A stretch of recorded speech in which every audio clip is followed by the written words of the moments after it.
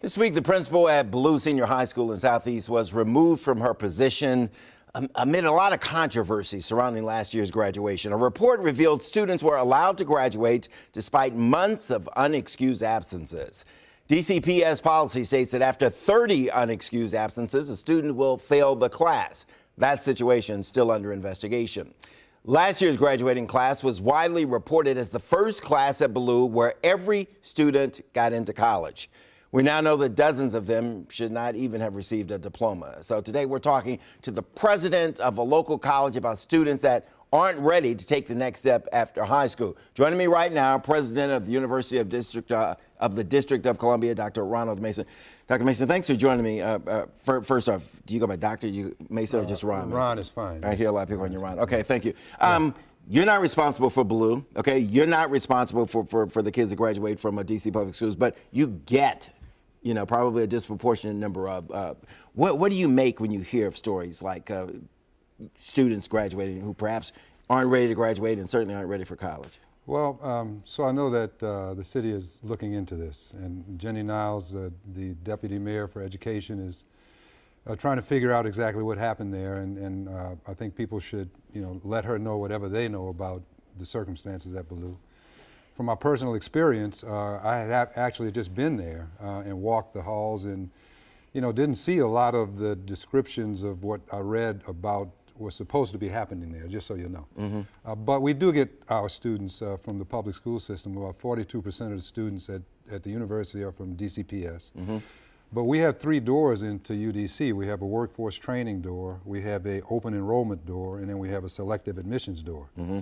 And every door leads to the next door. So whatever level of preparation a student comes to us with, we have the systems in place to be able to allow them to reach their highest level of human potential. You already know that a number of the students you get will need remedial instruction. We call it developmental instruction, but yes, we know that we have to shore them up for them to be able to get to a bachelor's degree, which is our ultimate goal. Mm-hmm. And the reason for that is just not happening, or it's too much to expect of the school system, is the way we're looking at education? Well, that's a complicated question, but the district is the fastest improving district in the nation, which is true. But what's happening with poor black children in public school systems is not just a DC issue. Right.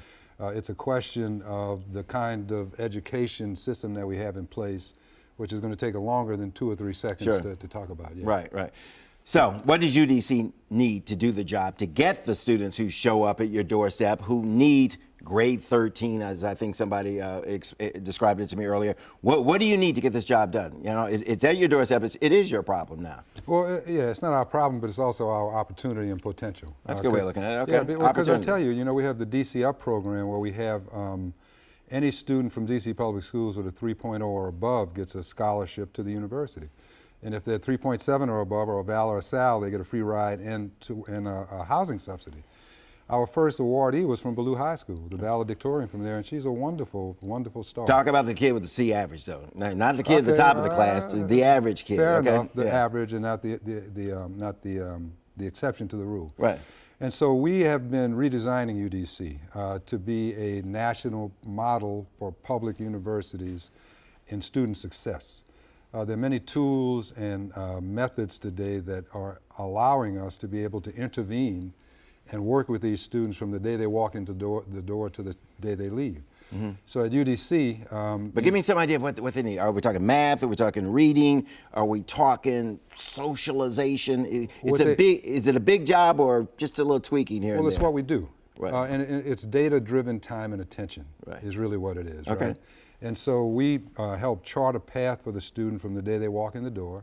We walk with them through that path, and then when it looks like they're veering off of the path, we have data that tells us we need to pay attention more so that we can give them the intervention. Is it taking a year, 2 years? Well, it depends. I mean, on average. Well, if it's a associate's degree, that's a 3-year process, generally speaking. Okay. If it's a workforce training program, it could be 6 weeks to a semester. If it's a bachelor's program, it could be 4, 5, 6 years. I got you. Yeah. Okay. What do you need? Okay, they're giving me a rap, but I want to get this. What does UDC need? Okay, because this is coming to you. Yeah. I say problem, you say opportunity. Okay, opportunity. What do you need? Is it money? To do the best job we can do. Absolutely right. Let me put it in this context for you. So the district, since the control board came through, right, has been reset.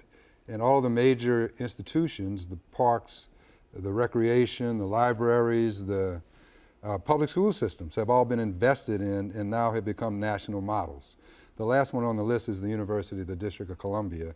And so we've been making the case that in order to complete the puzzle and for the district to be the resilient, sustainable, equitable community that it seeks to be, it has to complete the process of investing in its public institution of higher learning. You're such an eloquent speaker and a nice guy. Do you need dollars? Do you need faculty? Do you need more politicians to be in your camp, on your side? We're trying to help you. Okay, we need investment. You need dollars. From the district, right, to get us to the point where we can fix what's broken, but also move ourselves to a level where we really can be a model for the rest of the nation. And that's what I need to hear, and that's what our viewers need to hear. We're going to continue this conversation, Sure. okay? Thank you Part very 2, much. I want specifics. What do you need?